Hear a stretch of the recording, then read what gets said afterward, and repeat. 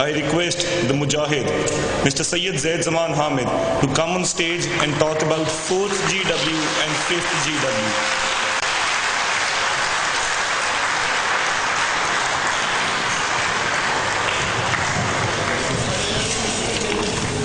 اعوذ باللہ من الشیطان الرجیم بسم اللہ الرحمن الرحیم اللہم صلی وسلم مبارک علی سیدنا محمد وعلی آلہ وصحبہ وسلم۔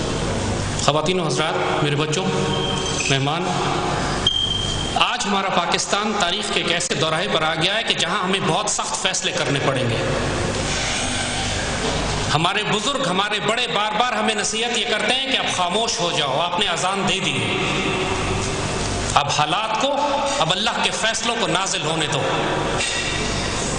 لیکن طبیعت کی بے چینی ہمیں مجبور کرتی ہے کہ بار بار ہم اس قوم کو آگاہ کریں ان خطرات سے جو اب ان کے سر پر ایک کالی گھٹا طوفان سمجھ کے ان کے سر پر آ چکے ہیں، اور اس قوم کو اس کا اندازہ نہیں ہے۔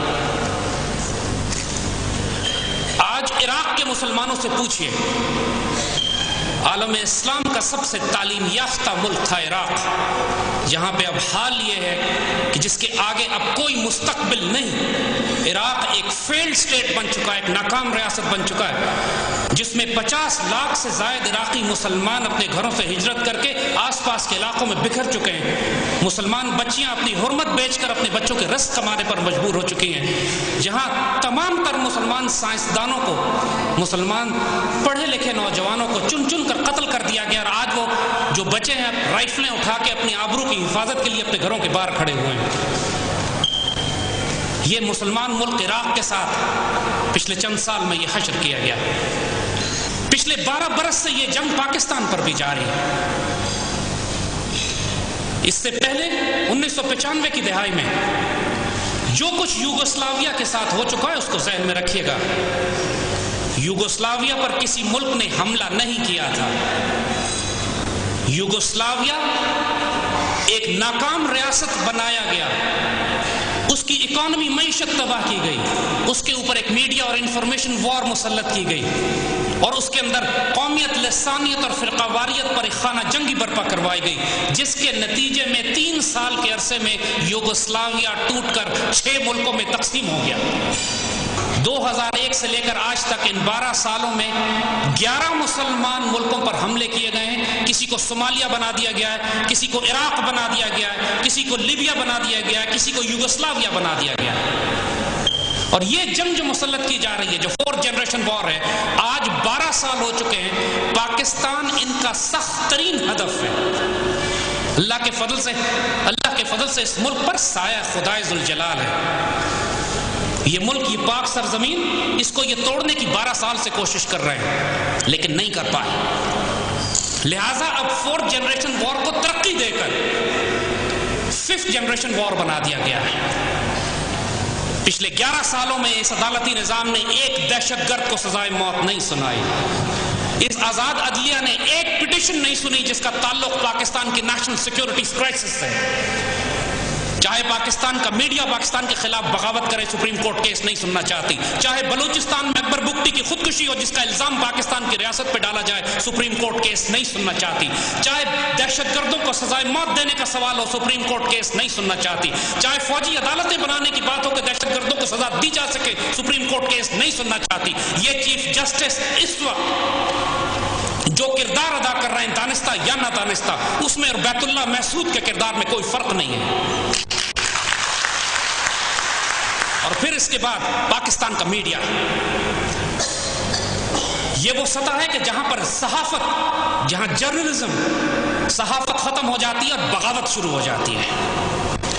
پاکستان کا میڈیا جو آج کی 4th جنریشن وار میں سب سے خونریز جنگ لڑی جاتی ہے، وہ میدان جنگ میں نہیں لڑی جاتی، وہ پاکستان کے میڈیا پہ لڑی جاتی ہے، جس کا مقصد پاکستان کی نظریاتی اور روحانی اساس کی جڑ بھی کاٹنا ہے، پاکستان میں دہشت گرد گروہوں کو اے ٹائم بھی دینا ہے، پاکستان کی مسلح افواج کو رسوا بھی کرنا ہے، پاکستان میں قائد اعظم اور اقبال کے پاکستان کے بارے میں شک پیدا کرنا ہے، پاکستان کو ایسے نعرے دینے ہیں کہ پاکستان کا مطلب کیا، پڑھنے لکھنے کے سوا اور کیا۔ یہ سارے فساد، یہ ساری خرافات جو انفارمیشن وار پاکستان پر مسلط کی گئی ہے،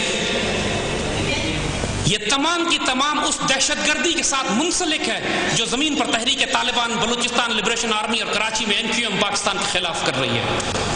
4th جنریشن وار کا مقصد کیا تھا؟ جس کے نتیجے میں صرف انارکی پھیلائی جائے گی، سینسلیس انارکی، جس کی کوئی تک نہیں ہے، کوئی وجہ نہیں آپ کو سمجھ میں آئے گی کہ یہ جلسہ کیوں ہو رہا ہے، یہ آواز یہاں کیوں اٹھائی جا رہی ہے، سپریم کورٹ یہ فیصلے کیوں کر رہی ہے، میڈیا اس طرح کے ایشوز پہ کیوں اٹھا رہا ہے۔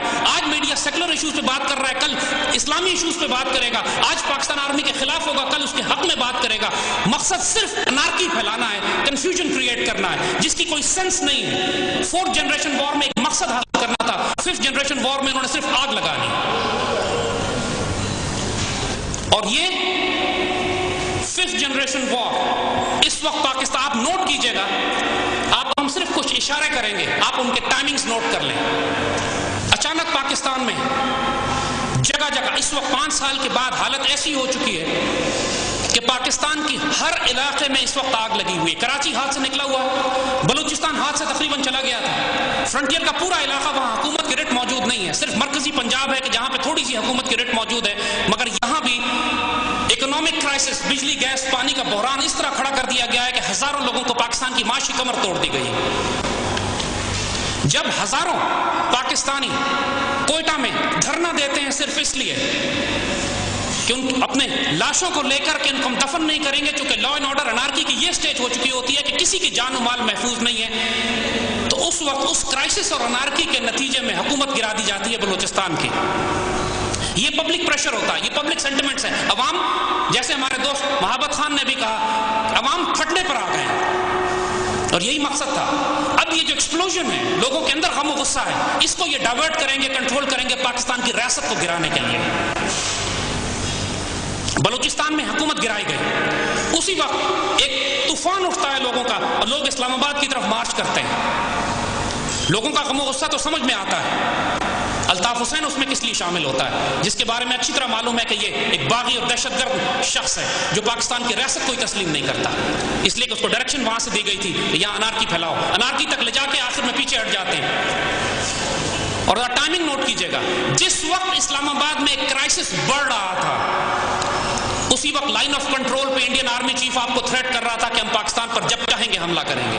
یہ انڈین کولڈ سٹارٹ ڈاکٹرن ہے، یہ انڈین کولڈ سٹارٹ ڈاکٹرن ہے کہ جب پاکستان میں انارکی ہوگی یہاں سے انڈینز داخل ہوں گے۔ نیٹو آپ کو پہلے ہی حملے کر رہے ہیں آپ کے اوپر، تحریک طالبان کے ذریعے، ڈرونز کے ذریعے، BLA کے ذریعے اور ٹیٹو والے بلیک واٹرز دہشت گردوں کے ذریعے، جو ہمارے ایئر بیسز پہ بھی اٹیک کر رہے ہیں، ہماری ISI پہ بھی حملے کر رہے ہیں، فوج پہ بھی حملے کر رہے ہیں اور شہریوں کو بھی بم دھماکوں میں ہلاک کر رہے ہیں۔ جس وقت لاکھوں کا مجمع یا ہزاروں کا مجمع اسلام آباد پہنچتا ہے، کرائسس ہے پورے ملک میں، اس وقت چیف جسٹس فیصلہ دیتے ہیں، ایک مبہم سا فیصلہ کہ پرائم منسٹر کو گرفتار کر لیا جائے، اور این اس وقت انڈین آرمی چیف اور ایئر چیف تھریٹ کرتے ہیں کہ ہم پاکستان پہ حملہ کرنے جا رہے ہیں۔ انارکی دیکھیے آپ نے کس لیول کی کریٹ کی۔ یہ ایکسیڈنٹس نہیں ہے، یہ کوآرڈینیٹڈ ہے، اس کو کہتے ہیں 5th جنریشن وار۔ اس میں انڈینز بھی شامل ہیں، اس میں آپ کا میڈیا بھی شامل ہے، اس میں آپ کی عدلیہ بھی شامل ہے، آپ کی سیاسی جماعتیں بھی شامل ہیں۔ اب بات ہو رہی ہے الیکشن کرانے کی، ہم ترتیب سے چلیں گے کہ پروسیس کیا ہے اس کا۔ ایک بات بالکل طے کر لیجیے، ہم طریقہ کار میں اگر ابھی نہ بھی جائیں، ایک بات بالکل سمجھ لیجیے اچھے طریقے سے کہ 4th جنریشن وار اور 5th جنریشن وار کو لڑنے کا صرف ایک طریقہ ہے کہ پاکستان کے مرکز میں ایک مضبوط حکومت موجود ہو۔ پاکستان کوئی کھلونا نہیں ہے کسی کا کہ بار بار چانس دیے جائیں لوگوں کو کہ جمہوریت کو پختہ ہونے دیا جائے، جمہوریت کو مضبوط ہونے دیا جائے۔ جمہوریت از اے فلٹریشن پروسیس، چھن چھن کے لوگ اوپر آئیں گے، غلاظت کو چھانیں گے تو زیادہ ریفائنڈ غلاظت آپ کو ملے گی۔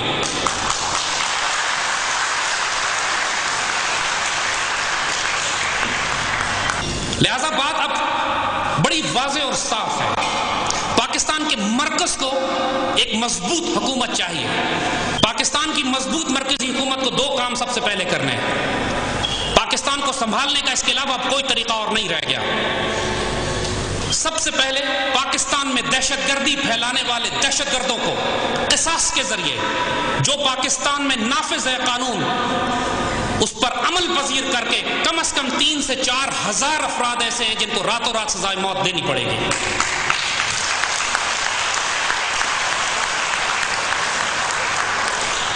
سینکڑوں کنڈیم پرزنرز ہیں جن کی اپیل تک ریجیکٹ کی جا سکتی ہے، جو قاتل ہیں، جو ڈاکو ہیں، جو دہشت گرد ہیں، لیکن پاکستان کی عدالتیں، پاکستان کی حکومت ان کو سزا نہیں سنا رہی۔ یہ صرف یہ وہ لوگ ہیں جو سوشل کلرز ہیں، سوشل مرڈرز ہیں، دہشت گرد نہیں ہیں۔ جو دہشت گرد ہیں ان کے خلاف تو کوئی مقدمہ ہی نہیں چلتا۔ اجمل پہاڑی جیسا شخص جس نے on record on video tape acknowledge کیا کہ میں نے کراچی میں 100 سے زائد افراد کو قتل کیا ہے، اس کو چند روز پہلے باعزت بری کر دیا گیا ہے۔ یہ پاکستان کی عدالتوں کا حال ہے۔ لہٰذا جو آپ کو فوجی عدالتیں بنانی پڑیں گی، جو سینکڑوں افراد، ہزاروں افراد جو دہشت گرد سوسائڈ جیکٹس کے ساتھ رنگے ہاتھوں میدان جنگ میں پکڑے گئے ہیں، ان کو قرآن کے حکم کے مطابق زمین میں فساد کرنے کی سزا وہ دینی پڑے گی۔ اس کے بغیر پاکستان کی ریاست ریکور نہیں ہو سکتی۔ قصاص، قرآن کا قصاص نافذ کرنا پڑے گا۔ یہ پہلا طریقہ ہے۔ قاتلوں، ڈاکوؤں اور دہشت گردوں کو سزائے موت دینی پڑے گی، جس طرح قرآن نے کہا ہے، جس طرح پاکستان کا قانون بھی کہتا ہے، لیکن نافذ نہیں کیا جاتا۔ یہ عدالتی نظام اگر ڈیلیور نہیں کر سکتا، اس عدالتی نظام کو آگ لگا دیں۔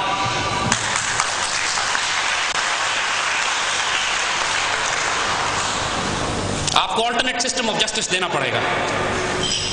ان عدالتوں کو امپاور کرنے کا ٹائم ہمارے پاس نہیں رہ گیا۔ دہشت گردی کی عدالتیں 10 سال سے بنی ہوئی ہیں، ایک عدالت نے ایک دہشت گرد کو سزائے موت نہیں دی ہے۔ We don't have enough time now, we have to make military courts. فوجی عدالتیں بنانی پڑیں گی۔ دنیا میں کہیں بھی آزاد میڈیا نہیں ہوتا۔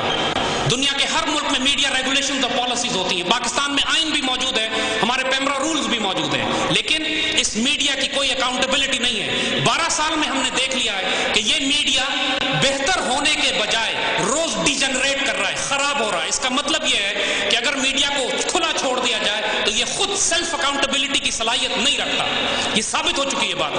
اب گورنر رول لگا ہے، اس کے تحت کور کمانڈر اور آئی جی 80 فیصلے کر رہے ہیں۔ بلوچستان میں بہت کثرت سے، تیزی سے امن قائم ہونا شروع ہو گیا، کیونکہ مرکز میں تھوڑی سی مضبوط حکومت آئی ہے جو انڈیپینڈنٹ فیصلے کر رہی ہے۔ بلوچستان کے مرکز میں، کوئٹہ میں۔ دوسرا آپشن یہ ہے کہ اس وقت ہے کیئر ٹیکر حکومت بنانے کا۔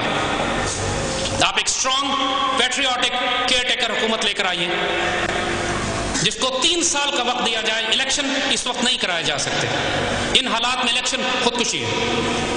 جس کو 3 سال کا وقت دیا جائے وہ کام کرنے کے لیے جو ہم نے پہلے بتائے، ریکوری پروسیس، دہشت گردوں کی صفائی، اکنامک ریکوری، لوٹا ہوا مال واپس لے کر آنا، ملک کے اندر law and order, governance, social welfare کو درست کرنا، ملک کو اتنا سٹیبلائز کرنا کم از کم کہ ہم اس قابل ہو سکیں کہ اپنے پیروں پہ کھڑے ہوں۔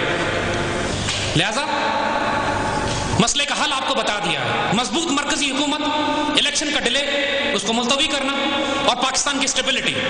اس کے علاوہ جو مرضی حل کوئی اور کرنا چاہتا ہے کر کے دیکھ لے۔